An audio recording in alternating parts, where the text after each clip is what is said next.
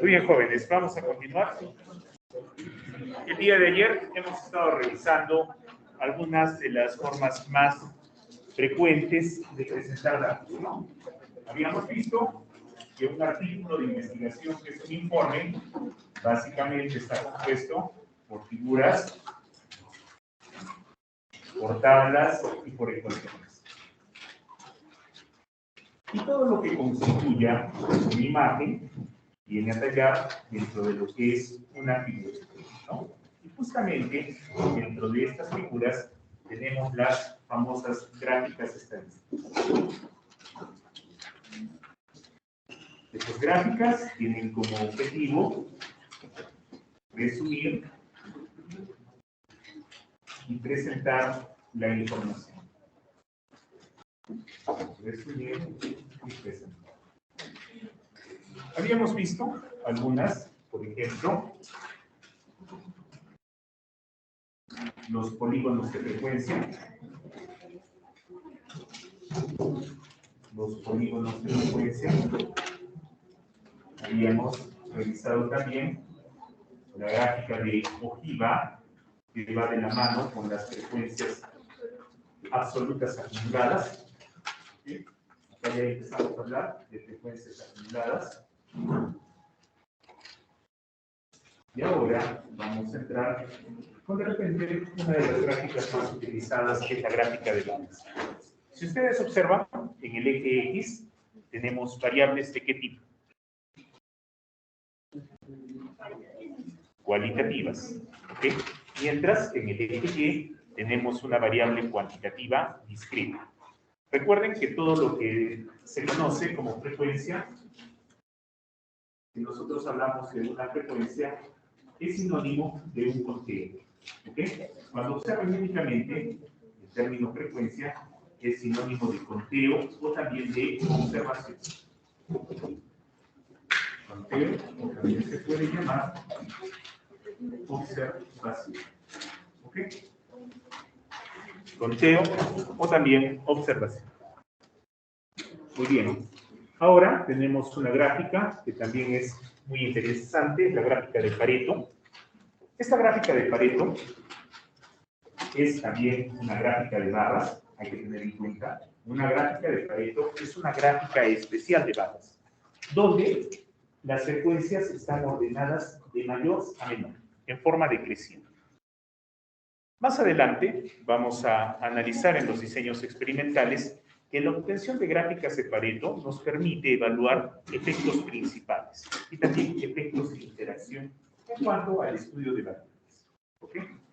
Entonces, cuando yo veo una gráfica de barras que está ordenada en forma decreciente, adquiere el nombre de gráfica de Pareto.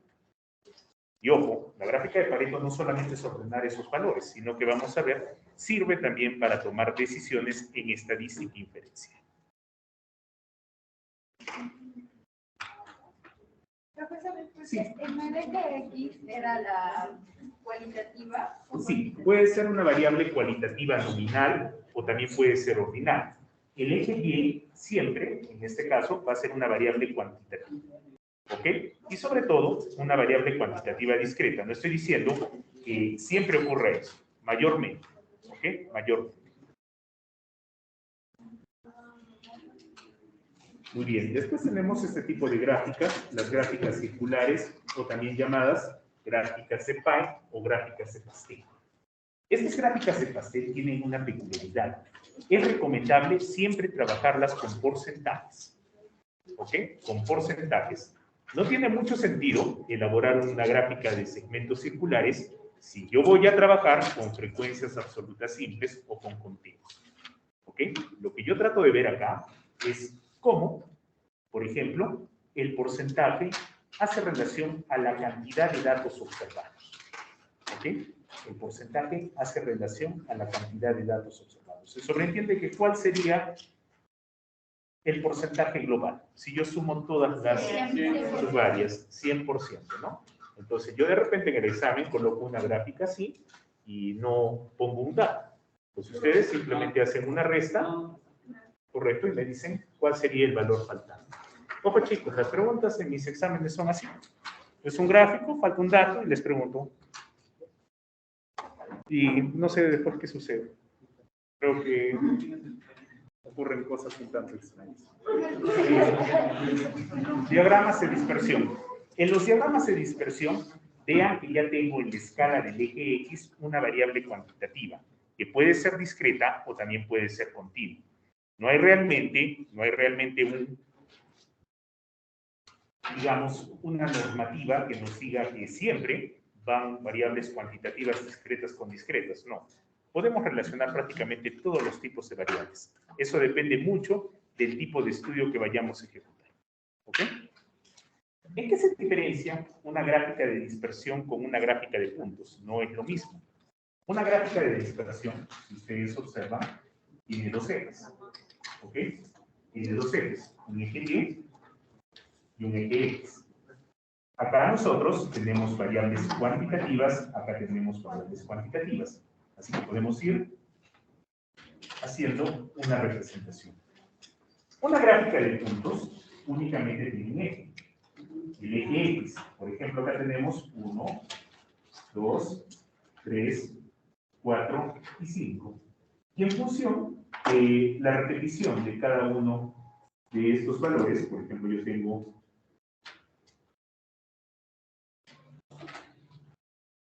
digamos, esta distribución. ¿Okay? Técnicamente, amigos, no quiere decir que esto sea una frecuencia.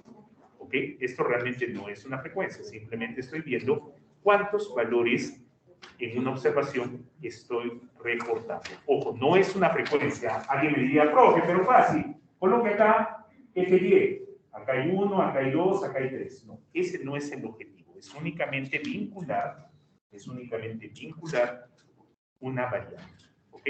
Una variable en el eje X. ¿Cuál diagrama es este? Gráfica de puntos. No es lo mismo que una gráfica de dispersión. A pesar de que incluso en el Excel menciona gráfica de punto y gráfica de dispersión como sinónimo. No es lo mismo. Una gráfica de puntos solamente tiene un eje. Pero, profe, acá yo veo que hay 3 datos para uno. No, el objetivo no es colocar una frecuencia. Simplemente, a través de la inspección visual, decir acá tengo 1, acá tengo 3, acá tengo 3, acá tengo 5. ¿Dónde se utiliza eso? De repente, es la gran pregunta.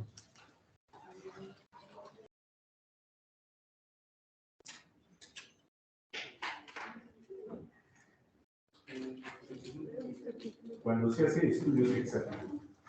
¿Ok? En los estudios de exactitud, yo puedo, mediante una gráfica de puntos, evaluar qué tan bueno o qué tan competente es un analista. ¿Ok? Ustedes ya han hecho volumetría. ¿Qué es la volumetría?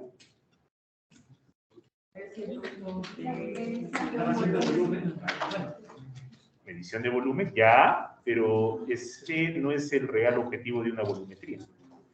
Digamos una volumetría por complexometría con EDTA, ácido etilendiamino tetracético, ¿no? Con su buffer y su negro de diocromo P y toda esa cosa. Ya, ¿cuál es el objetivo? Es una cuantificación de un analito que ustedes realizan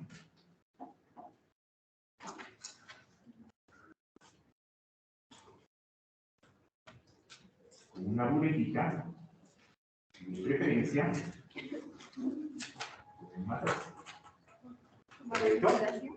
¿qué? La titulación. La titulación, su nombre correcto es volumetría. Por eso que cuando ustedes llevaron el curso de análisis químico, de repente decían, ¿por qué volumetría de neutralización? ¿Por qué volumetría por complexometría? Volumetría de óxido-reducción, volumetría de precipitación y todas las otras variantes que puedan haber. El objetivo de acá es que cuando ustedes realicen una titulación para identificar un analito que se encuentra acá, nosotros a través de la boleta reportamos un vaso. ¿Ok? Un volumen de titulación. Ese volumen de titulación, en función también de qué tan bien esté tu lista, no necesariamente va a ser el mismo.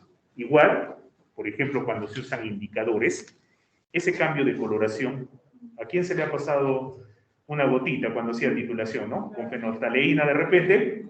No, profe, una gotita. ¿Qué es lo que sucede en los laboratorios acreditados? De preferencia, las titulaciones las hacen analistas mujeres. ¿Alguien sabe por qué? Profe, porque son más delicadas, tienen más detalle. No, por su percepción del De los color. colores. A ver, pregúntenle a cualquiera de sus compañeros, a ver, ¿qué color es este? Para el hombre es azul.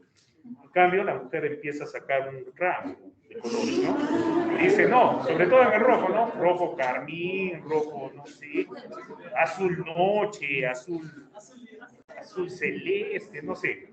Entonces, su capacidad de percibir los colores es mucho más eficiente.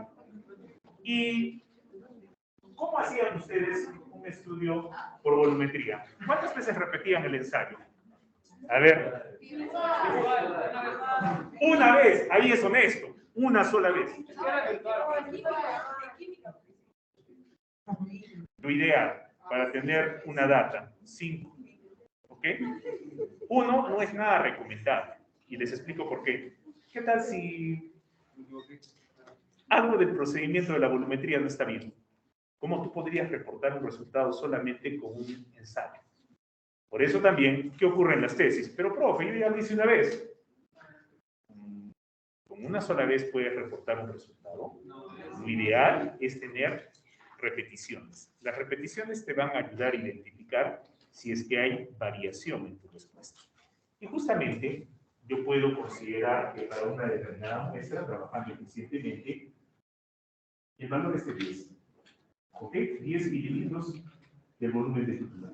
Yo, sin embargo, mando a que hagan pruebas y hay gente que tiene 9,9, 9,7, 10,3, 10 y 10,1.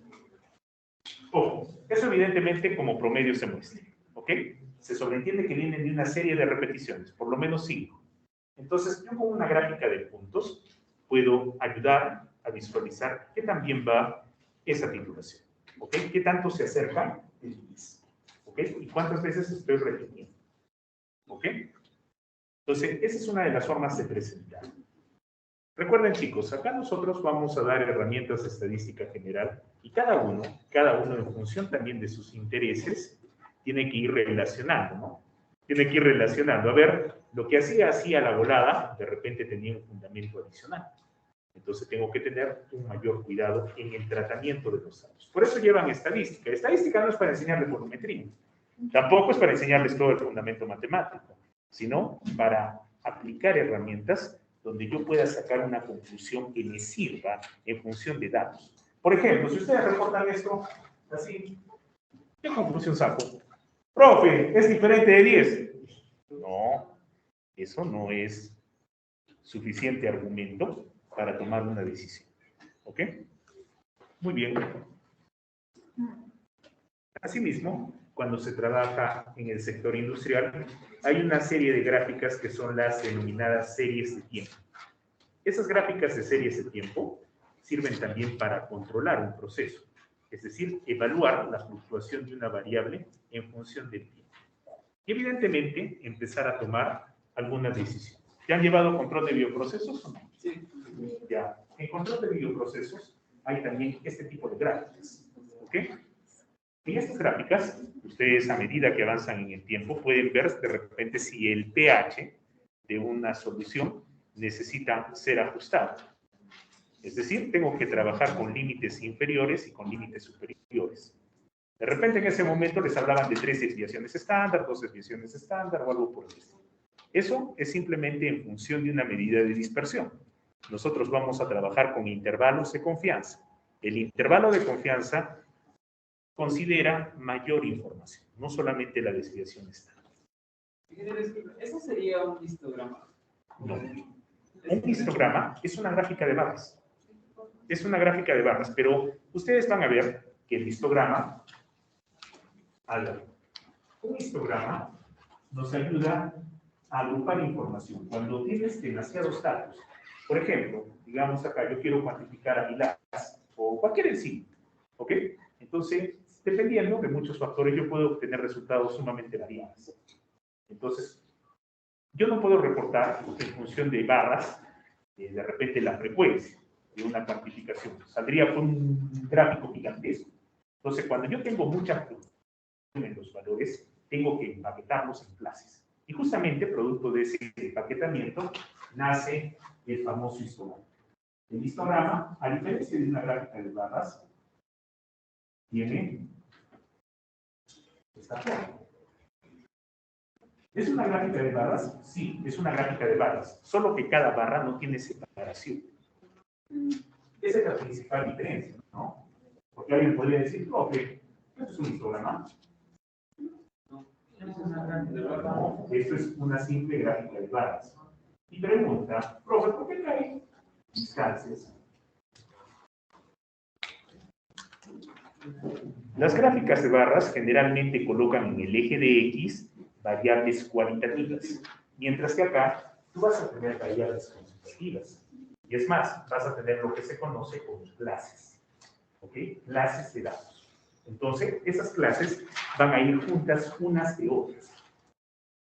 Adicionalmente, el histograma es una técnica rudimentaria para tratar de determinar eso. El comportamiento de los datos, un comportamiento normal o aproximadamente normal. Tenemos primero que desvincular algunos términos del lenguaje común. Cuando hablamos de una distribución normal, ojo chicos, no tiene nada que ver con la normalidad de algo, es el nombre que se le da a este comportamiento. Cuando los datos agrupados, empaquetados en clases, o mejor dicho, está mal decir los datos agrupados, los datos en sus observaciones agrupadas en clases representan la forma de una campana. Cuando tienen esa distribución, hablamos de estadística normal, o también se conoce como estadística paramétrica. ¿Ok? Evidentemente, una forma simple, si no tengo mucho conocimiento de evaluar normalidad, es construir un histograma. Pero hay otras formas más completas, que son las que nosotros vamos a revisar. Yo no puedo decir, muy bien, eso tiene comportamiento normal. Un ratito. Hay pruebas estadísticas para evaluar normalidad. Por ejemplo, la de Shapiro y la de Kolmogorov. ¿Ok? No se preocupen por eso, ya lo vamos a ver más adelante. Ingeniero, entonces sí. Estas gráficas de series de tiempo, ¿qué es? No, simplemente es una gráfica, si tú quieres hablar así, es una gráfica de dispersión que tiene límite superior y límite inferior de control. Nada más. Porque a medida que vas avanzando en el tiempo, por ejemplo, ahí tienes tiempo, por eso es serie de tiempo, no nos compliquemos tampoco mucho en eso. En el eje X tengo una variable cuantitativa. ¿Cuantitativa? ¿El tiempo es cuantitativa? Es cualitativa ordinal. El tiempo es cualitativa ordinal, pese a que son números. ¿Okay? Entonces, miren, tenemos esa variable en el eje X y tenemos en el eje Y, por ejemplo, las baterías químicas, ¿no? Ojo, este es solo un ejemplo de serie de tiempo. No estoy diciendo que sea el único.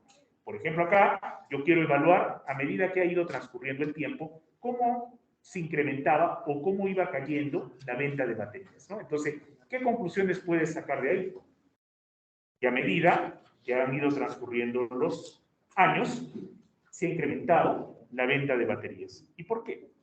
Entonces ahí ya tiene pues toda una explicación, ¿no? El consumo es mayoritario, comparado a 2011 al 91, donde son más consumistas en todos los aspectos actualmente. Es más, incluso todos los productos están usados para, mejor dicho, están diseñados para usar y desechar. Antes tenías tu televisor y tu televisor pues nunca lo ibas a botar. En cambio ahora hay cada actualización y prácticamente el del año pasado ya está obsoleto. Igual ocurre con los celulares. Los celulares están diseñados para durar 20 años, 10 años. Es más, los mismos carros, ¿no? Cada cierto tiempo cambian de modelo y ya nadie quiere tener un modelo antiguo. ¿Okay? Entonces, simplemente una serie de tiempo es para observar la variación de una característica en función del tiempo. Nada más. ¿Ok? Si ustedes observan ahí, tienen los puntos que representarían las ventas y pueden unirlos para más o menos ir indicando la tendencia. Eso, por ejemplo, en un campo administrativo. Nosotros podríamos realizar una serie de tiempos si estamos monitoreando pH, si estamos monitoreando biomasa. O simplemente un estudio cinético, ¿no? Empezamos con una degradación, tiempo cero, y vamos avanzando, ¿no? Progresivamente. ¿Ok? Muy bien. Eso con respecto al conocimiento de las gráficas básicas. ¿Ok? ¿A qué me refiero con gráficas básicas? Son las que nosotros vamos a ver. Hay muchas más. ¿Ok? Hay muchas más. Pero esas son las que estoy completamente seguro han encontrado en los programas. Gráficas de barras, segmentos circulares, de repente vieron gráfica de Pareto, no le entendieron en su momento, o gráficas de puntos, y sobre todo las famosas gráficas de dispersión en cuanto a las cinéticas o a las isotermas y absorción. ¿Okay? Ingeniero, buenos días, Sí. disculpe. ¿Y las gráficas de cajas y bigotes? Ya, las gráficas de caja y bigotes son, por ejemplo, estas que vienen de la mano con la distribución cuartilar, así se llama. ¿Ok? Estas gráficas no son gráficas estadísticas, son gráficas que se obtienen del diseño experimental. Al igual que la gráfica de Pareto, pero no con ese objetivo, sino con el objetivo de la toma de decisión, igual que otro tipo de gráficas como las gráficas de superficie de respuesta. Esas son gráficas que vamos a ver en diseño experimental, al igual que esta, pero solamente para irles explicando un poquito. En la caja se encuentra una gran cantidad de los datos. Estos pivotitos indican, de repente acá, dependiendo de lo que yo coloque en esta escala, si va de 0, por ejemplo, a 10, acá tenemos el límite superior, acá tenemos el límite inferior, acá tenemos la mediana y acá tenemos la media aritmética. ¿Ok? También es una especie de gráfica que ilustra la dispersión de los datos. ¿Ok? Pero donde la caja representa el conglomerado, donde está la mayor cantidad. ¿Ok? Muy bien. ¿Alguna otra pregunta o curiosidad? Sí, yo creo que es una gráfica solo decreciente, ¿verdad? Solo decreciente. Ese es el objetivo. Ese tipo de gráfica, pues, no puede haber gráfica de barras subidas y bajadas, o solo... No. Esto es un histograma. No, la de abajo. ¿La de acá? Claro, o sea, yo entiendo que se supone que para eso es solamente decreciente. Y gráfico de barras puede ser decreciente. Y, creciente, o sea, como puede tú ser quieras. baja. Es que hay un detalle. La gráfica de Pareto, tú lo organizas a propósito. A propósito lo ordenas. Como para mayor, bueno, se Claro. puede hacer eso. Exacto, tiene una manipulación extra. Si tú haces, por ejemplo, una gráfica y coincidentemente te sale un comportamiento de mayor a menor, tú no has ordenado nada, sino simplemente es una coincidencia, eso es gráfica de barras. Pero si tú a propósito la acomodas, dices voy a organizar los datos, eso ya tiene como nombre gráfica de barras. ¿Ok? Esos son algunos detallitos que no está mal que los pregunten, al contrario, muy bien. Hay que ser bastante curiosos. Ya después Una vamos a última ver. duda. Sí, cómo no, te escucho. No sé si era la de Pareto o una de barras, un histograma, pero a veces ponen un asterisco encima de una barra y una profesora nos dijo que era estadísticamente diferente o significativo. ¿Cómo va eso? Muy bien, muy bien. Algunos softwares indican, mediante un asterisco, no creo que sea en esto, más que todo en este tipo de gráficas. ¿Okay? Hay unas gráficas de Pareto que salen en diseño experimental, donde lo más frecuente es colocar acá un valor mínimo. Entonces, tú tienes acá el factor A, el factor B y el factor C. El factor A está sobrepasando este valor mínimo.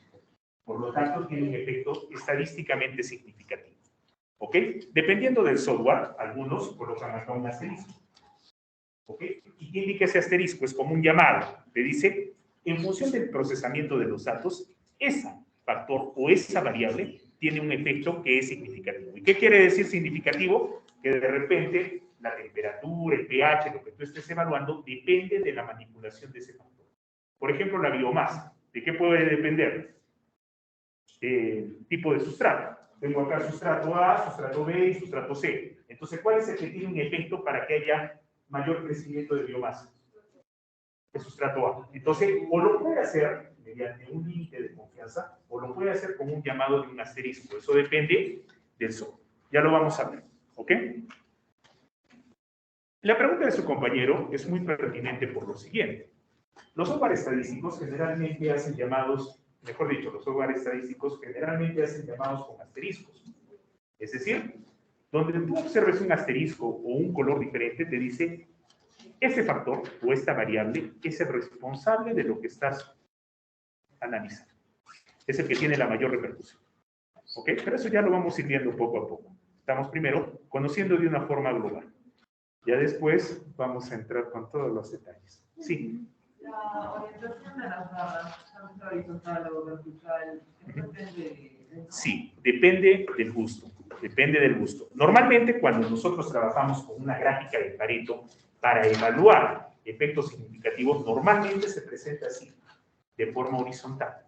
Pero cuando es para simplemente reportar información, frecuencias, sondeos, en mi humilde opinión, se ve mejor así. ¿Ok? Pero si yo coloco horizontal, nadie me puede decir por qué lo coloco horizontal. Ingeniero, cuando hicimos Excel, nos hicieron poner, era una gráfica, ¿no? Me parece que de bar, y había otro eje acá. ¿Correcto? Ajá. Sí. Y yo nunca entendí para qué servía eso. Es simplemente para presentar información. A ver, vamos a trabajar con gusto. ¿Okay? Sí pueden tener varias escalas.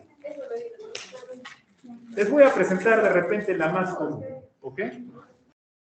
A ver. Muy buena pregunta. Ya. Podemos tener gráficas de ese tipo. Y ustedes me van a decir, ¿por qué trabajo así? Densidad.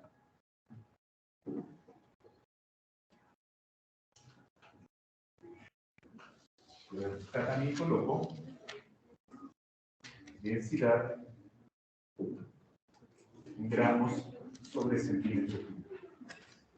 ¿Ok? Aquí está la temperatura en grados centígrados y venimos, coloquemos acá el 0.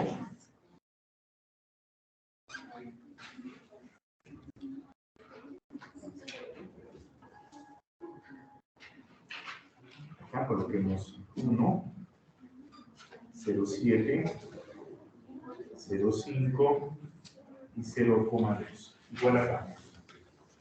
0,2, 0,5, 0,7.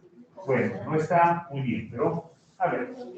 Lo que importa es que cumple el objetivo. A ver, en 0 sabemos que la densidad es de 1 gramo por mililitro. Y a medida que vamos bajando, lo que va describiendo, más o menos el comportamiento de la densidad, es esto. ¿Ok? ¿Dónde? Acá lo que me importa a mí. Bueno, acá vamos a colocar el 0. ¿Ok? Lo que me importa acá es este valor, ¿no? Que sería temperatura. No, está bien, está bien. Acá es el 0 y acá es 4. ¿Ok? Temperatura, 4 grados centígrados, presión, 1 atmósfera. Mira, por ejemplo, en este gráfico de densidad, tengo dos ejes. ¿Ok? Un eje a la izquierda, un eje a la derecha. Primero, siempre observación. Para que yo pueda relacionar diferentes ejes, los ejes tienen que tener una escala igual. Por ejemplo, acá, yo observo la densidad en kilogramos sobre litro. Y acá la densidad en gramos sobre centímetro cúbico. Pregunta, ¿está bien o está mal? ¿Sí? ¿Kilogramos sobre litro es igual a gramos sobre centímetro cúbico? Es igual. A ver, vamos a hacer las conversiones. Esta escala es igual. ¿Ok?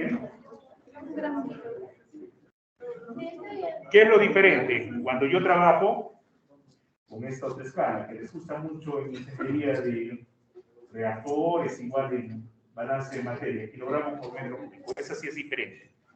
Si el agua tiene una densidad de 1 kilogramo por litro a 4 grados centígrados, en kilogramos sobre metro cúbico es amigo. ¿Ok? Pero vean, acá el objetivo es presentar información con dos escalas. ¿Ok? Dos escalas. Profe, es la misma escala, sí, pero mira, las unidades son diferentes. Entonces yo puedo representar esto así.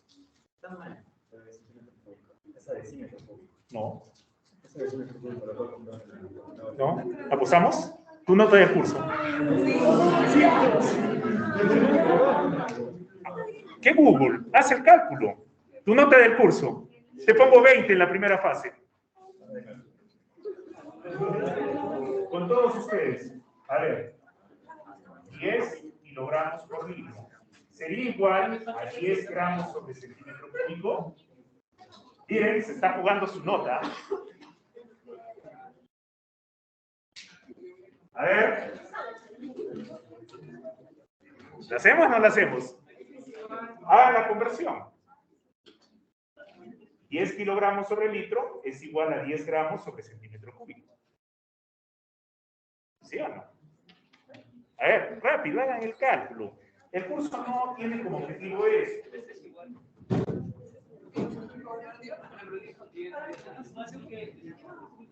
Miren acá, kilogramo litro, gramo centímetro cúbico, gramo mililitro. ¿Sí? ¿Quieren perder? A ver, se está jugando su nota de curso. Yo he prometido, está grabado. Si es diferente, le pongo 20 en la primera fase. ¿O no? A ver, hagamos la conversión. En un litro, voy a hacer la conversión. Un litro, ¿cuántos mililitros tiene? 1000 mililitros. Y ahora, un kilogramo, ¿cuántos gramos tiene? Ahora, 1000 con 1000, litro con litro, kilogramo con kilogramo, ¿qué queda? Gramos sobre mililitro. ¿Y gramos sobre mililitro es igual a gramos sobre centímetro cúbico? Sí. Un mililitro es un centímetro cúbico. No se olviden, un decímetro cúbico más bien es igual a un litro. Un metro cúbico, ¿cuánto es? Ingenieros, 1000 litros. 1000 litros. Es que, ¿qué sucede? A nivel industrial es más fácil trabajar con unidades de metros cúbicos. Por ejemplo, si hablamos de un efluente, tú no vas a decir, el efluente de una empresa textilera es 40.000 litros. Ese término como que no es muy apropiado. Es más práctico decir 40 metros cúbicos. Pero si tú trabajas como ingeniero con diferentes profesionales, de repente el metro cúbico no es una unidad con la que un abogado, por ejemplo, esté muy familiarizado. No, metro cúbico, explícame algo más llevadero. Yo conozco los litros, una gaseosa de 1 litro, de medio litro, 40.000 litros. Ah, entonces me hago una idea. Entonces, ese es un detalle. ¿Ok? Muy bien, chicos. Entonces ahí tenemos un ejemplo donde relacionamos dos escalas de medición. Ojo, una pregunta que siempre realizo en diseño experimental es, ¿existe la gráfica para una regresión multilineal? Ustedes conocen una gráfica de regresión lineal simple, que es, por ejemplo, absorbancia y concentración. Pero si yo pongo pH, absorbancia y concentración, ¿puedo hacer una gráfica que relacione todo eso? No se puede. No se puede hacer en una sola gráfica. Y les explico por qué. La absorbancia, ¿de qué escala a qué escala va? Ah, de 0 a 2, ¿no? ¿Y el pH? ¿Cómo relaciono en un solo gráfico dos escalas distintas? Por eso, para una regresión multilineal no existe una gráfica. Si ustedes incluso usan un paquete estadístico, lo que van a obtener es una gráfica de la variable dependiente con cada variable independiente. ¿Okay? No, claro, separadas, pero no quiere decir que en una sola gráfica me metas todo. No se va a poder. ¿Ok? Muy bien. Entonces, ahí tenemos. Muy bien. Entonces, ¿cuál es el premio? ¿Cuál es el castigo? ¿Lo aceptamos o no? ¿Qué baile? No. Todos tenemos derecho a participación. ¿Por qué no salen ustedes a bailar? Ya, muy bien, chicos. Entonces ahora vamos a pasar. Si nosotros tenemos ya la presentación de los datos. Sí. Sí. Las figuritas que aparecen en el asterisco, también es que aparecen círculos y estrellas, ¿indica siempre lo mismo o por la forma varía? ¿A qué te refieres con círculo estrella? Por ejemplo, en la gráfica de bigotes aparecía... Ah, ya. ¿Eso? Eso es la media aritmética. Si está dentro de la caja, evidentemente. Si está externo. Si está externo, un valor atípico, un valor outlier. Depende mucho del contexto donde estemos. Eso también ustedes van a evaluar en este curso. Todos los valores que yo tenga de una medición son valores reales. Evidentemente no. Por ejemplo, acá, digamos, ustedes tienen una titulación y registran estos datos: 5 mililitros, 5,1, 4,9, 5 y de repente 7,2. ¿Qué es lo que hacen ustedes con ese 7,2? ¿Lo eliminas? ¿Así de campante? Tratamiento de datos. Tratamiento de datos. ¿Cuál es el detalle? Los cuatro. ¿Qué cuál 4D? Acá se utiliza una estadística que es valores extremos o también valores ovularios. Mire, yo no puedo descartar, si yo tengo estos resultados, yo no puedo decir me he equivocado acá, o de repente no añadí el indicador apropiado, de repente ha sucedido, no sé, algún tipo de evento. Si yo he trabajado de una manera consciente y he obtenido con mucho cuidado todos los resultados, yo no puedo venir y decir a la ligera, eso se va. Tengo que evaluar estadísticamente. Para eso existe la test de Groups y de Dixon. ¿Ok? Test de Groups y de Dixon. Test de Groups con nombre de Dixon. ¿Okay? Entonces ahí yo recién puedo evaluar con esa estadística si uno de los valores es extremo o de repente es producto de la misma variabilidad. En psicología hicimos una prueba de comunicación y bueno, ahí tenía que extraer, ¿Ya? pero había datos que no, entonces simplemente los borramos y salió recto. Es una... Ya, ¿por qué hacen eso? En función, les explico. A ver chicos, si tenemos una práctica de 2 horas o de 3 horas y de repente preparar esa gráfica de calibración se toma 1 hora, lo que tienes que hacer, pero eso solamente con el fin académico, es descartar los puntos que no están muy bien. Pero hay varios elementos que afectan tu resultado. Por ejemplo, en enzimología, cuando ustedes preparan sus gráficas de calibración, ¿dónde las preparan? ¿En qué? No, ¿cuál Excel? ¿Dónde preparan? Experimentalmente. En tubos ensayos. Y pregunta, si yo quiero mejorar enormemente mi gráfica de calibración, ¿dónde debería preparar esas soluciones estándar? ¿Está? Fiolas, porque las fiolas son material de vidrio bastante exactos y que sirven exclusivamente para almacenar contenido líquido. Pregunta adicional, ¿cómo han añadido, porque de hecho han tenido que preparar por soluciones su gráfica de calibración por diluciones, ¿cómo han añadido el mililitro, los 2 mililitros, el 3,5 y así sucesivamente? ¿Qué han hecho? Pipeta. Y todavía por ahí he visto que han hecho así. Pipeta, ¿no? Así se agarra la pipeta. Es con la boca nomás. A la mala. A la mala. Ya, pero ¿cómo se prepara soluciones estándar? Con pipeta. No, Con bureta. Con bureta. Por ahí algunos dicen, pero profe, la micropipeta es de mucha ayuda. ¿Tú crees que la micropipeta es exacta? A ver, ¿quién me dice si la micropipeta es exacta para medir 200 microlitros, 50 microlitros? Alguien que quiera arriesgar la nota del curso y diga, profe, yo le aseguro que preparando con una micropipeta sale coeficiente de determinación 1. Pero es más exacto que la pipeta. Siempre y cuando, y acá hay que tener en cuenta muchos detalles.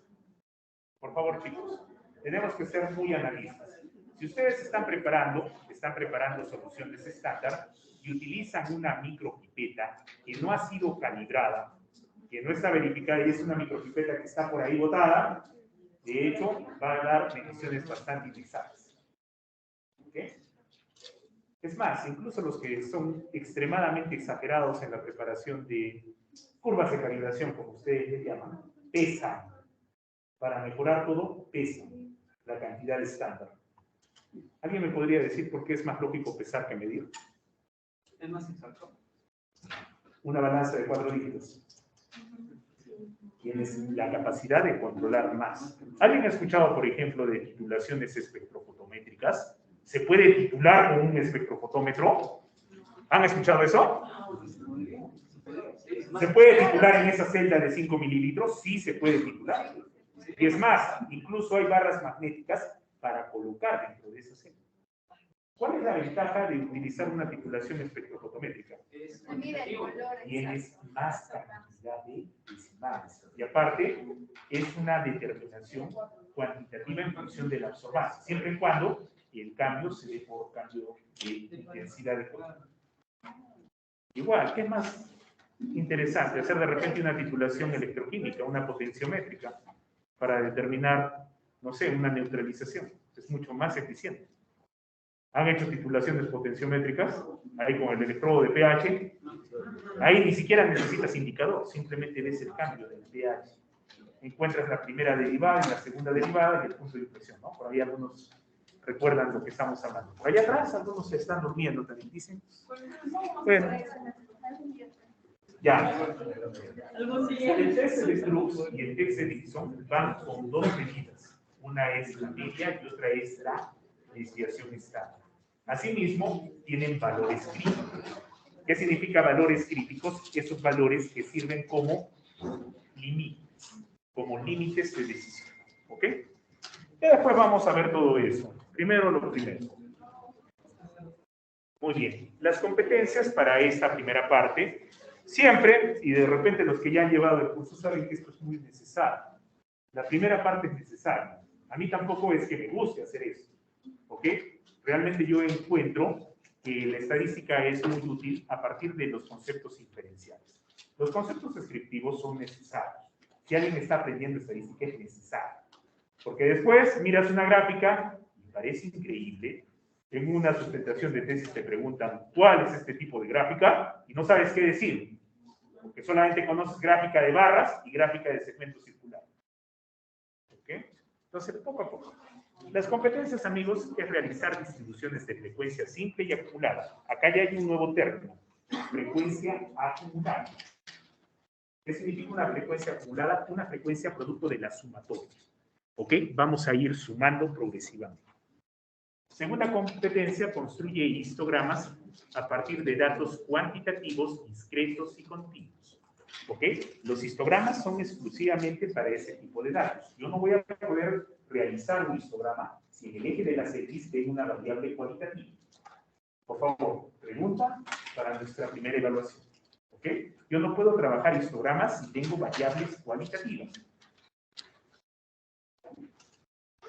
Y finalmente, lo que vamos a hacer es identificar los diferentes tipos de gráficos estadísticos producto de el resumen y la organización de los datos. Entonces, hay algunas características importantes con respecto a los datos. Hemos dicho que los datos son la materia prima de la estadística. Los datos se obtienen de una observación o de una medición variables. ¿Ok? Estas características hacen relación a tres elementos. Primero, los datos tienen que considerar un centro, una variación y una distribución. De hecho, todo lo que va en el centro se conoce como medidas de tendencia central.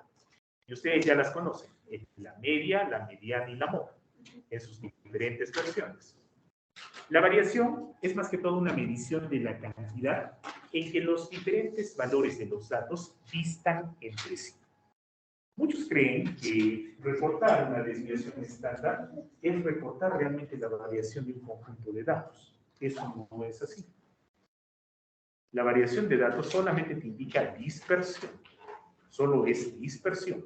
No te indica qué tanto se aleja el valor estadístico, por ejemplo, de la media, con respecto al valor paramétrico. Eso solamente se expresa a través de un intervalo de confianza. Y después tenemos la distribución. Recuerden que todas las herramientas que vamos a ver en estadística, sobre todo en esta primera parte, son herramientas de estadística paramétrica. ¿Qué quiere decir estadística paramétrica? Toda aquella que funciona a raíz de la distribución normal o gaussiana. Profe, y si mis datos de repente tienen la característica de ser no paramétricos o seguir una distribución que no es la normal, se conoce también como distribución libre, no es que el mundo se acabe. Hay otra parte de la estadística que es la no paramétrica. Ojo, en estadística no existe el concepto no normal. No existe eso, no normal. Simplemente se dice no paramétrico o se dice de distribución libre. No existe no normal. Acá tenemos también algo que es frecuente encontrar en los datos, ¿no? Hemos dicho, los datos tienen que tener características centrales. Sobre todo si estamos hablando de datos cuantitativos. Tienen que tener características de dispersión. tienen que tener también características de distribución. Y también, dependiendo del conjunto de datos, vamos a tener valores extremos. ¿Ok? Esos valores extremos, por favor, no es...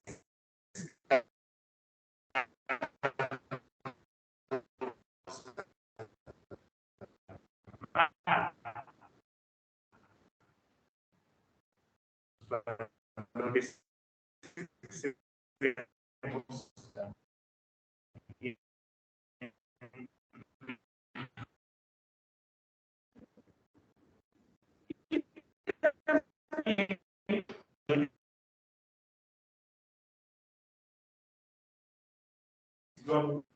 fotofento, cualquier tipo de tecnología de oxidación avanzada, no es lo mismo hacer la fotocatálisis 4 de la tarde, hacerla a mediodía. La intensidad de la radiación solar es fluctuante. ¿Ok? Entonces, tenemos que tener en cuenta ello también. Si tú haces un regular o haces un recuento de crecimiento microbiano, el tiempo también juega un papel importante. ¿No? No es que, profe, yo reconozco a cualquier momento y el crecimiento va a ser el mismo, es constante. No ocurre ello. ¿Ok? Muy bien. Entonces, las distribuciones de frecuencia, ustedes deben tener claro que una frecuencia es sinónimo de un continuo, ¿no? Estas frecuencias yo las puedo agrupar en tablas. Y en esas tablas puedo tener datos que son individuales o también puedo tener datos que han sido agrupados por intervalos o por número de clases.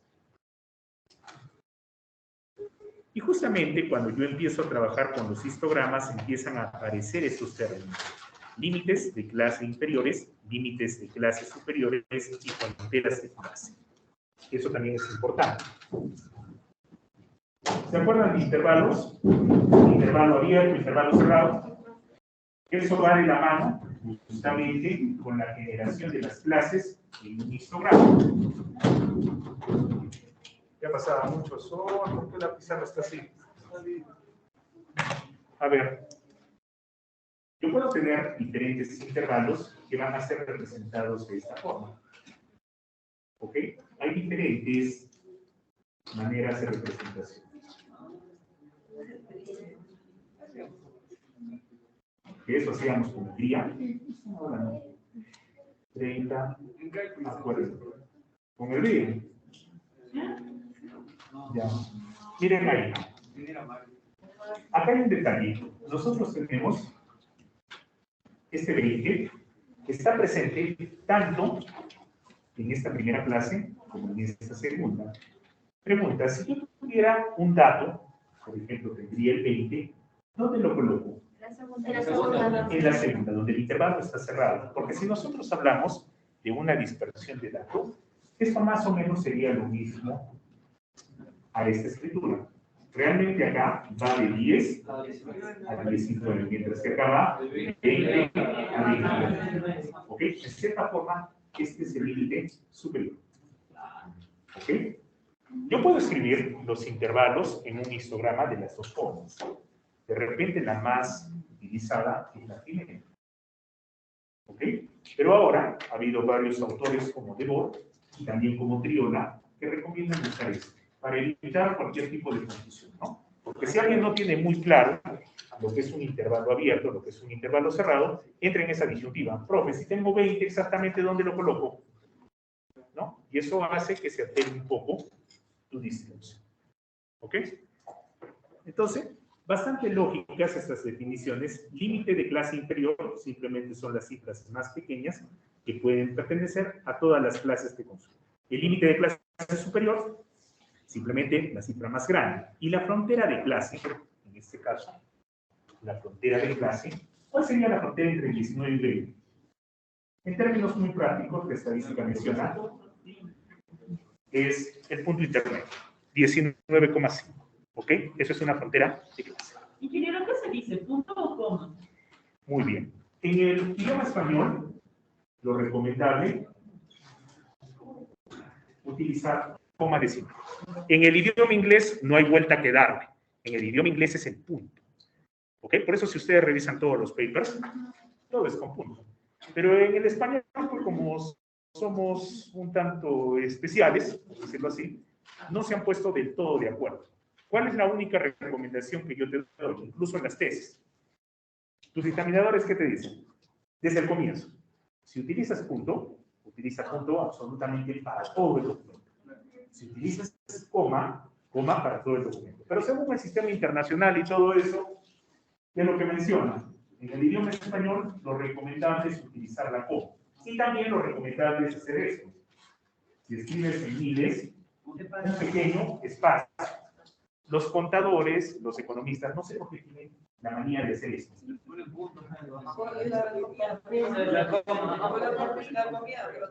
También con apóstrofes, ¿no? Entonces, no, nosotros como ingenieros debemos escribir esto así. Por ejemplo, si les digo 3.280.000 o 280.125.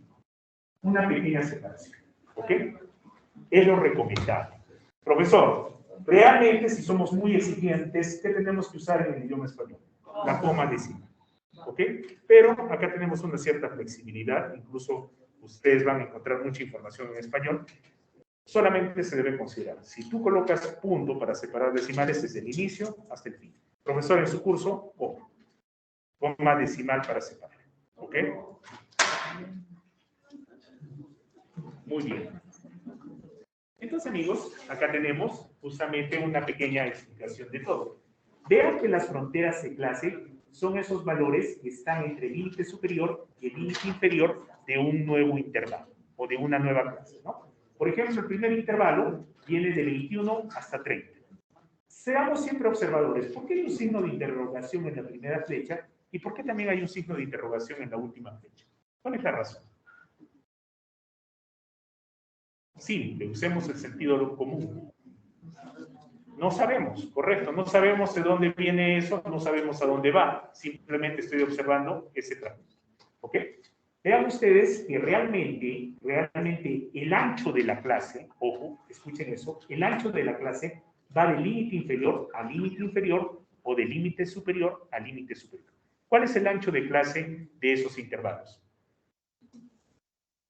¿9 o 10?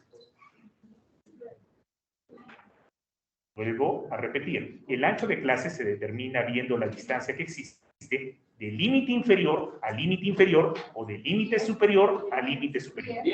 10, correcto. Ese es el verdadero ancho de clase. Por eso les puse este ejemplo. Normalmente, si ustedes consultan cualquier información de estadística, van a encontrar esto. Pero ya los textos más modernos van a representar los intervalos de clase de esta manera. Por eso ustedes observan ahí, de 21 a 30, de 31 a 40, y como frontera de clase, ese valor intermedio entre el límite inferior y el límite superior. ¿Ok?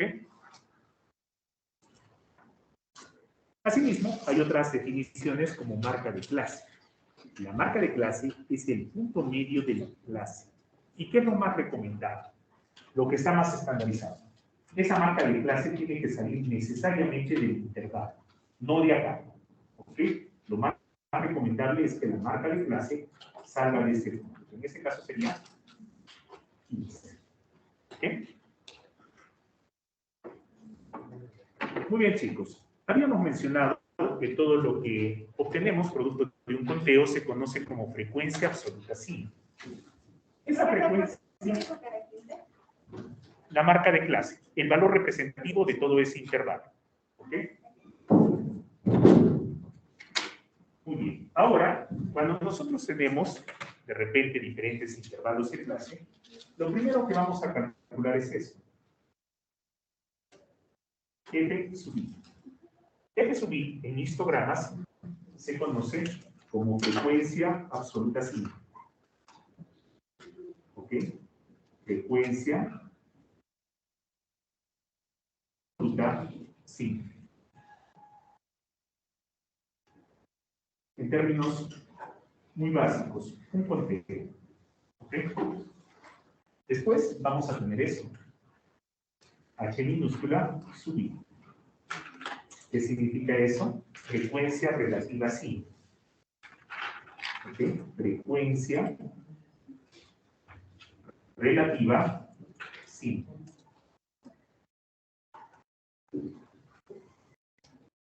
Frecuencia relativa sin. Después vamos a tener porcentaje de P sub i. ¿Qué significa eso? Frecuencia relativa porcentual simple.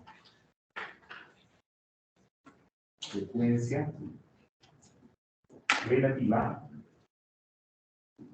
porcentual simple.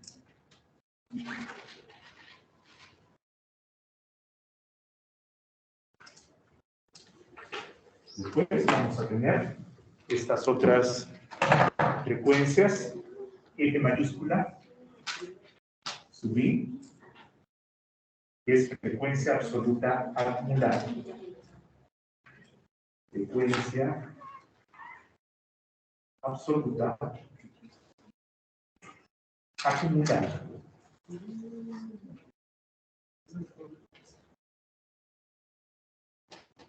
Después, H mayúscula, sub I. Después, frecuencia relativa acumulada. Frecuencia relativa acumulada.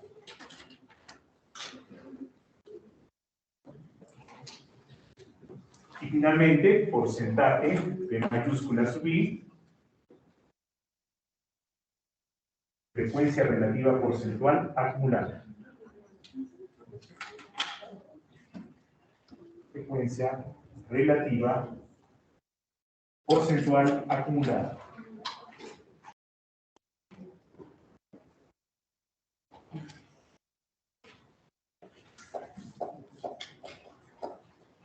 ¿Sí? Todo esto es necesario para que nosotros podamos hacer una distribución de frecuencias y también construir nuestro histograma. ¿Ok? Ahí ustedes tienen la definición de frecuencia relativa. La frecuencia relativa es la frecuencia de una clase, el conteo de una clase entre el total de frecuencias.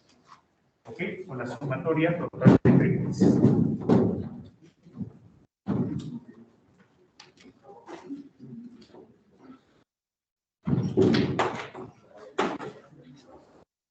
Muy bien.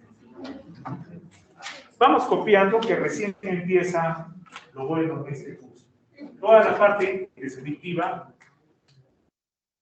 no es que tengamos que aprenderla de memoria, pero sí es básico que conozcamos los tipos de datos, las gráficas, y ahora recién empezamos con el tratamiento propiamente dicho de la estadística. ¿Ok? Vamos a empezar una vez más desde lo más simple y ya vamos a ir subiendo así. ¿Ok? Muy bien.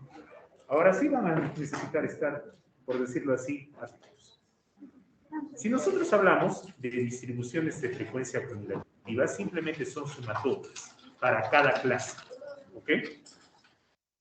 Muy bien. Ahora vamos con este ejemplo. Ahí tienen una plantita. De hecho, cuando se hace un estudio de impacto ambiental, ustedes van a ver en el curso de biotecnología ambiental, se requiere hacer el establecimiento de una línea base, es decir, hacer una identificación de las condiciones iniciales de ese ecosistema antes de ser sometido a una actividad antropológica. Entonces tengo que ver qué plantitas estaban presentes, qué organismos superiores, de repente vertebrados, de repente animalitos, estaban también presentes. Y justamente, algunas plantas que son autóctonas pueden ser evaluadas, ¿no? Por el método de plantas por cuadrado. ¿Qué quiere decir eso? Puedo borrar, ¿no?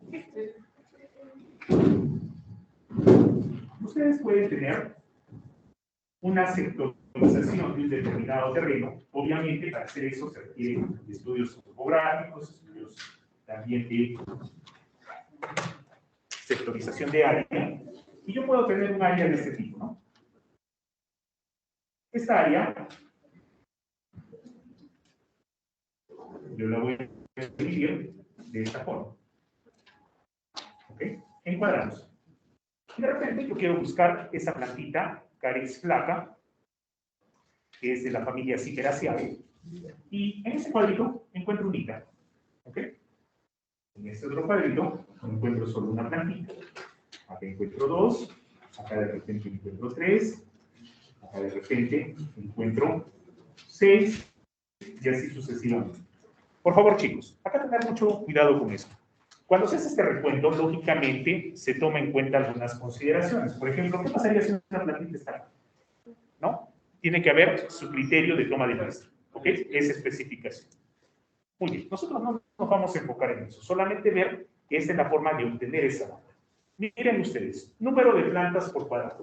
En un cuadrado, acá colocamos número de plantas. Yo puedo tener por cuadrado. Puedo tener, a ver, alguien me avisa, por favor, 1 y 10, ¿no? 1 y cuarto acabamos. ¿Sí? Tenemos 0 plantitas, una plantita, tenemos hasta 8, ¿no? 2, 3, 4, 5, 6, 7 y 8 plantitas que pueden encontrar por cada planta. Entonces acá viene el conteo o la frecuencia que hemos observado. ¿Cuántos cuadraditos de los que yo he dividido toda esa área tienen 0 plantas? Entonces vemos ahí 181. ¿Ok? 181. En el caso de una, tenemos 118. En el caso de 3, o en el caso de 2, hay 7, vamos 54, 32, 9, 5, 3 y 1. Miren, esa frecuencia es el conteo de cuadraditos que yo he encontrado que tienen 0 plantas. 181 cuadraditos no tienen ninguna planta. Y solamente uno de estos cuadraditos tenía las 8. ¿Ok? O 8 plantas. ¿Correcto? Bueno, ahí hay 9. Perfecto. A ver, hagan ustedes una sumatoria. ¿Cuántos cuadraditos en total había?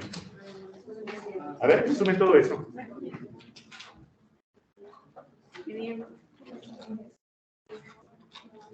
Rápido, con sus calculadoras, celulares.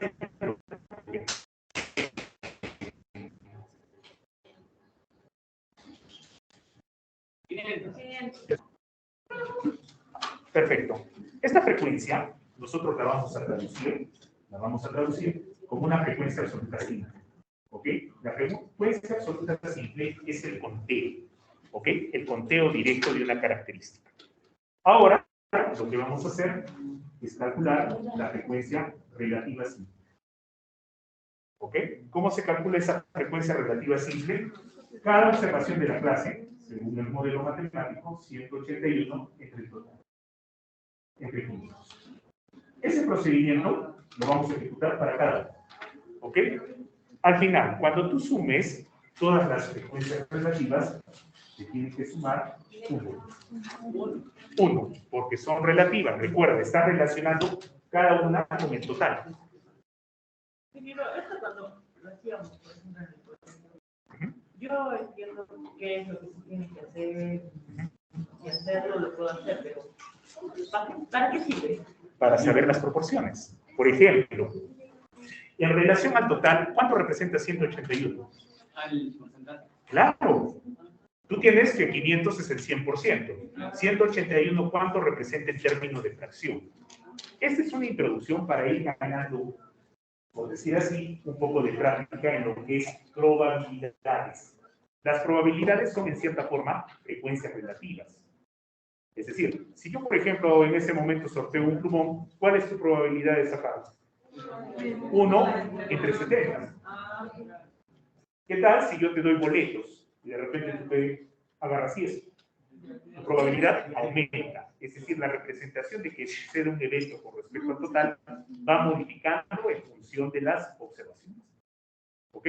Entonces, esto nos ayuda a ir ganando un poco de experiencia en ese tratamiento de datos. Pero la frecuencia relativa, ustedes después van a darse cuenta, mejor no les cuento, no les hago un spoiler. Más adelante, ustedes van a recordar, profesor, por eso me martirizó en el histograma calculando frecuencias relativas, ¿no? Ahora ya todo tiene sentido. Por el momento, de repente, no le encontramos mayor utilidad que ver solamente una representación de proporción. Más adelante, cuando trabajemos con proporciones de éxitos o con proporciones de fracasos, van a ver que era muy importante conocer una frecuencia relativa. ¿Ok? Igual, el gráfico de ojiva, habíamos dicho que salía de la frecuencia absoluta acumulada con respecto a la observación. Eso también nos da una información vital. Por ejemplo, si yo quiero saber, no sé, el número de elementos que tienen, digamos, no sé, la ausencia de un determinado complejo enzimático. Entonces yo empiezo a interpretar en función de esos datos. Recuerden, yo puedo obtener cientos, miles de datos y si no sé agruparlos, poco me ayuda. Yo he conocido grupos de investigación donde no sé para qué monitoreaban el pH cada segundo. Realmente no sé, tenían al final 1 millón de datos. Profe, queremos hacerlo más exacto. ¿Para qué? El objetivo no es llenarse de datos. Hay muchos que piensan también que en los trabajos de investigación, entre más datos tenga, es un mejor trabajo. ¿Quién ha dicho? Eso es una mentira. ¿Ok? Muy bien, entonces vamos haciendo el cálculo. ¿Correcto? Se ponen decimales, ¿verdad? O solo Con 3 decimales. Sí, con 3. Ya, hay un factor, hay una recomendación estadística, que es la siguiente. ¿Qué es lo que se recomienda, amigos? Nosotros, cuando trabajamos con decimales, normalmente debemos utilizar, si es que no tenemos originalmente datos con decimales, uno adicional. Es la recomendación. Por ejemplo, acá tú no tienes ningún decimal. Entonces, si vas a empezar a generar información con decimales, considera uno adicional. Ese es el consejo estadístico. Igual, las reglas de redondeo. Hay veces es un tanto curioso ver si mis alumnos saben redondear o no. ¿Sí? ¿Seguros? ¿Hacemos la prueba? A ver, vamos a ver si sabemos redondear.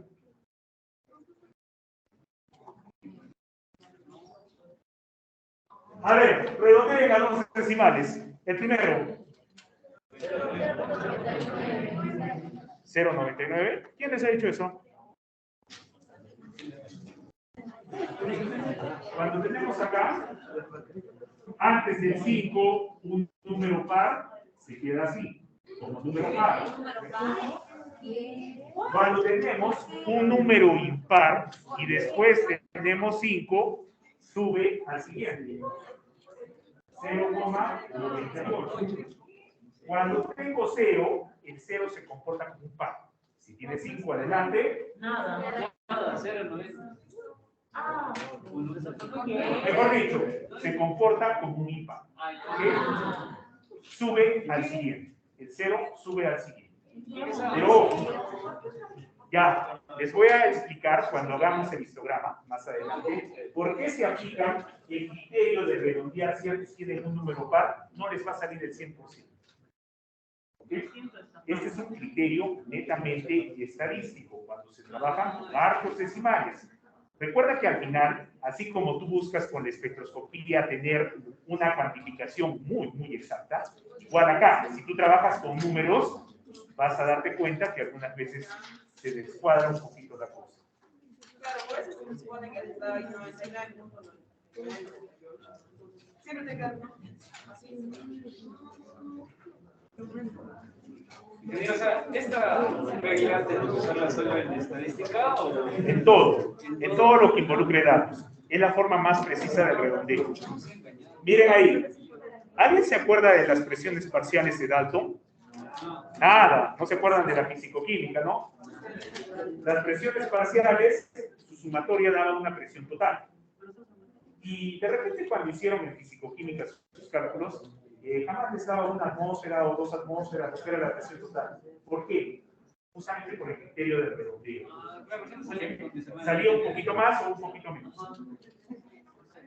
Las fracciones molares, las fracciones mágicas, ¿no? Sí. Está 0,995, pero me dicen redondea dos datos. Al siguiente. Ahí llegarías a 1. ¿Ok? A 1,00. Bien, chicos, a ver cómo vamos en tiempo. Ah, sí, tenemos tiempo. A ver, vamos a hacerlo más práctico. Ojo, no siempre en estadística vamos a tener que hacer la demostración de esos cálculos aritméticos que son pues sumas y restas. Para eso tenemos el Excel. ¿Ok? En el Excel podemos trabajar de esta manera. A ver, vamos por acá. Ya, pero cuando podemos en el Excel, los decimales funcionan bajo este Sí, criterio. bajo ese criterio. Bajo ese criterio funciona. Con razón siempre hay discusión de la calculadora y el Excel. Exacto. Y aparte, el Excel, dependiendo de tú cómo lo configures, puede hacer el cálculo con toditos los decimales que tenga capacidad. Es decir, 20, 15, 30 decimales. Por eso que hay una diferencia. ¿Ok? A ver, ¿dónde está acá el Excel? Ya. A ver, observen acá, por favor, chicos, para hacerlo rápido. Creo que... Aló, ingeniero, disculpe. ¿La aproximación para el examen va a ser siempre con la que diga Excel? Claro, claro. Todo yo voy a trabajar con lo que saquen ustedes del Excel. Porque no tendría sentido pues, hacerles hacer un histograma a mano. ¿Se van a demorar cuánto? Una eternidad. Hay formas de hacerlo con el Excel mucho más rápido. Yo les voy a enseñar la forma clásica de trabajar con el Excel y también la herramienta. ¿Ok? Tiene también una herramienta que es histograma, que automáticamente lo genera. ¿Cuál es el problema del histograma? Acá ustedes ya tienen las frecuencias y está ordenadito. Normalmente un curso de estadística descriptiva te dan 50 datos en unidades y tú tienes que empezar a clasificar en qué intervalo cae cada uno de esos datos. ¿Ok? Y eso te demora pues bastante. Si son 50, 60 datos, todavía te puedes equivocar. El objetivo acá no es que sepas contar, ya se sobreentiende que saben contar, ¿no? Entonces, vamos a hacer algo más interesante. ¿Qué? A un decimal. La recomendación en el campo estadístico es redondear a un decimal extra a tu conjunto de datos. Por ejemplo, si tú tienes esta concentración 5,25, una recomendación sencilla es que si tú sacas un promedio de varios datos, tengas de repente un decimal extra, ¿ok? Uno adicional. Esa es la recomendación. Uno más. En términos muy prácticos, hay muchas más normas. Si empiezas, mira, si empiezas con datos cuantitativos continuos y tienes dos decimales y sacas desviaciones estándar, promedio, lo que sea, aumentas un decimal. ¿Ok? Es lo recomendable. De los datos originales, aumentar un decimal extra. No sé también por qué hay gente que calcula todo con 4 o 5 decimales. Depende mucho de tu data original, de mi data original. Si mi data original yo la obtengo de una medición con 2 decimales y la proceso, saco más información, lo recomendable sería incrementarle solo uno. Correcto. Muy bien. Muy bien, chicos. Entonces acá colocamos, facilito, número de plantas. Número de plantas. Acá colocan PI, acá colocan HI, acá colocan porcentaje de PI. ¿Ok? A ver, ahora simplemente vamos a colocar los valores 0, 1, 2, 3. El Excel tiene la capacidad de autollenar. Ustedes pueden jalar hasta el 8. Ahí, 181. Bueno, eso ya lo tienen que digitar. 118, 97, 54, 32, 9, 5, 3 y 1. Miren ahora, vamos a empezar a usar un poquito sus hojas de cálculo. Yo sé que ustedes son expertos. Entonces acá, igual, colocamos suma y sumamos todo esto. ¿Ok? Recuerden que es importante que si yo coloco una función, tiene que haber el signo igual. Y también el conjunto de celdas, que se conoce como rango, siempre tiene que estar dentro de paréntesis, ¿no? Entonces ahí tenemos 500. Ahora, para calcular las frecuencias relativas, miren lo que voy a hacer. Igual, coloco esta celda, la celda B2, entre B11. Pero miren qué sucede si yo hago esto. Miren qué ocurre. Tiene que colocar el símbolo del dólar, ¿ok? Para que la celda no se mueva. Entonces ahora sí, ustedes colocan ahí y vean, lo recomendable, 2 decimales, ¿ok? Para las frecuencias relativas. Ahora, nosotros sumamos, para frecuencias relativas lo recomendable es esto. Entonces, colocamos suma, seleccionamos todo esto, y miren cuánto debe dar. Eso también depende, ojo, Si bien es cierto hay algunas recomendaciones,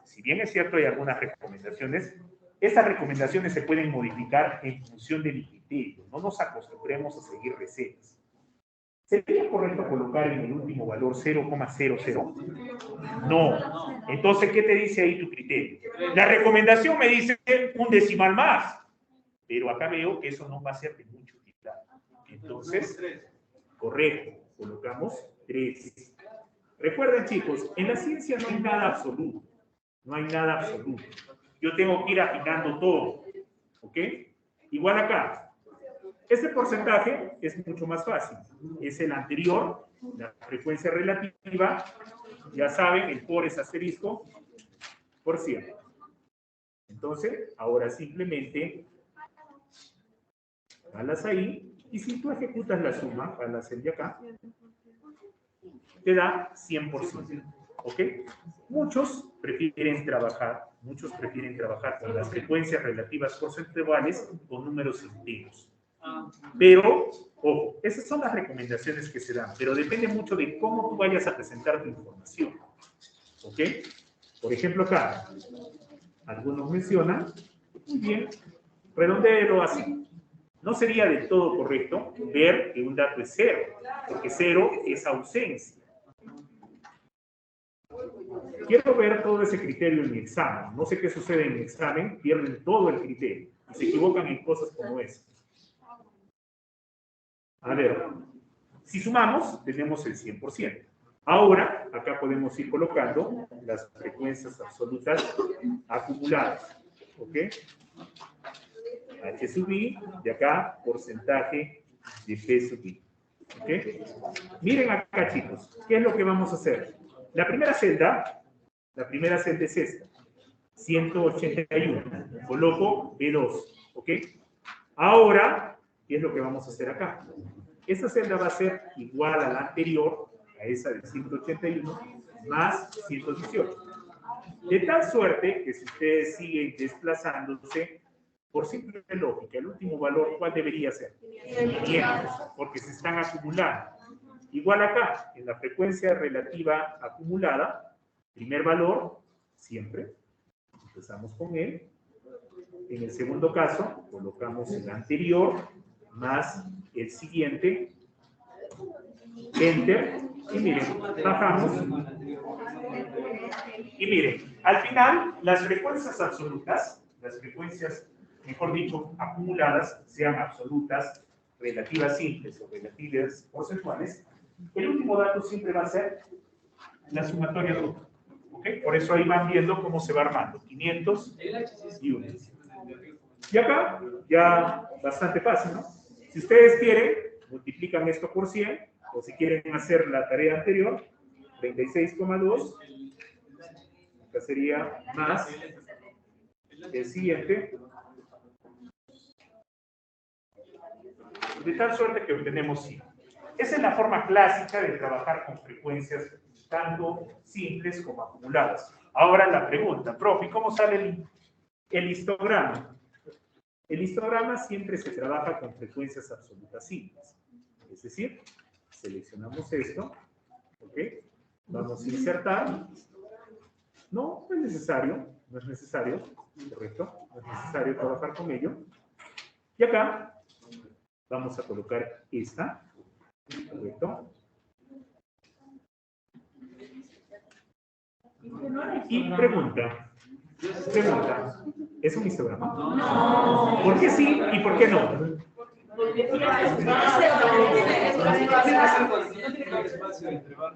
Ya, es una gráfica de barras, pero adicionalmente, con estos datos, ¿lo ven? ¿Cómo cayeron en la trampa? ¿Eso? ¿Qué es esto? No hay intervalos. No hay intervalos. Recuerden eso, por favor. Si yo no tengo intervalos, jamás voy a poder construir un histograma. Acá yo simplemente estoy trabajando con distribución de frecuencias. Ese ejemplo es ilustrativo para calcular frecuencias relativas y frecuencias porcentuales. Yo jamás puedo construir un histograma si no tengo intervalos de clase. Lo único que podría hacer, en este caso, es una gráfica de barras. ¿Ok? Y vean, acá tenemos la variable cuantitativa discreta, ¿ok? Que es el conteo de las plantitas que deben haber en cada cuadradito, y la frecuencia por cada clase. Recuerden, chicos, ustedes pueden editar esto de una manera bastante buena. No es necesario tener el origen o algo más complicado. Simplemente yo puedo hacer esto, formato de línea de trazado, el borde, una línea sólida, color negro, acá, clic derecho en el eje X, dar formato a eje, vamos al baldecito, línea sólida, también de color negro, vamos acá, formato al eje, baldecito, línea sólida, de color negrito. No es recomendable, ustedes han visto en los papers, que tengan los gráficos que se obtienen fue un tipo de descripción arriba, porque nosotros colocamos abajo figura número 1, y ahí va la descripción. Entonces, suprimimos eso. Y también, yo puedo sacar más información. Si bien es cierto, esto es medio ilustrativo, no es el todo. Yo doy un clic derecho ahí, me voy a agregar elemento de gráfico. En elemento de gráfico, coloco etiqueta de datos y extremo externo. ¿Ok? Por ejemplo, si desean eso, ahora el formato, pueden colocarle un contorno de forma, ¿ok? De repente para que sea un poquito más llamativo. Lo que yo recomiendo es que no haya demasiadas líneas. Por ejemplo, acá, todo el gráfico, nos vamos a línea sólida y la retiro, ¿ok? ¿Para qué hago eso? Miren ustedes, la calidad va a verse bastante interesante. Yo la llevo de repente en Word para mi informe. Acá que he hecho una cuadrícula le han puesto, ¿no?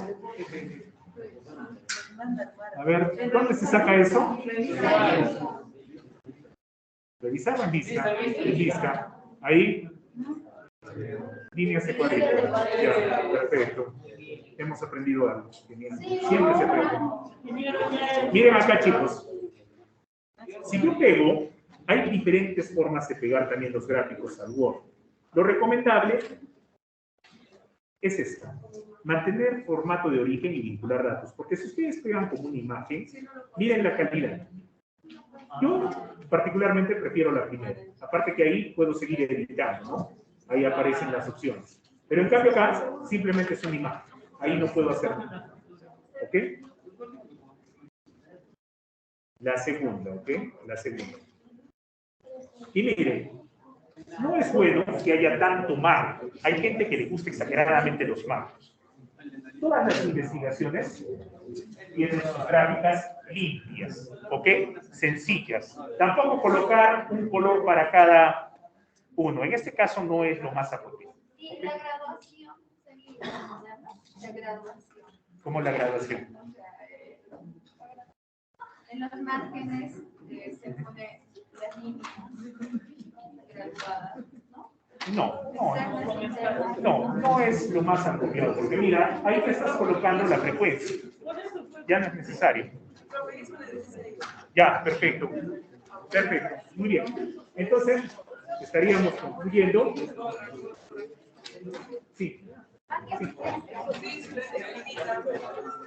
Sí, lo que hemos obtenido es un gráfico de datos, que simplemente es no, en este caso salió un gráfico de datos, no es que lo hayamos denominado, porque tienes 0, 1, 2, 3, y coincidentemente ha ido en una descripción. Necesariamente lo tienes que hacer. O sea, tú lo tienes que ordenar. Si acá el orden es propio de la experimentación, bueno, eso es otra cosa.